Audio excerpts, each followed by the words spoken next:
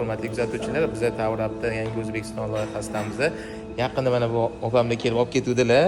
Bir kunda hal qilib ipotekaga olgan edilar. Birinchi etapda olgan edingiz. Kadastrli tayyor ta'minlangan xonadon. Mana sinlarni olib ketdilar. Assalomu alaykum. Yaxshimisiz? Siz ham bizdan uy oldingizmi? Qanaqa uy oldingiz? Qisqacha ma'lumot bersangiz. Bizdan uy oldik. Ishlarimiz birpasda hal bo'ldi.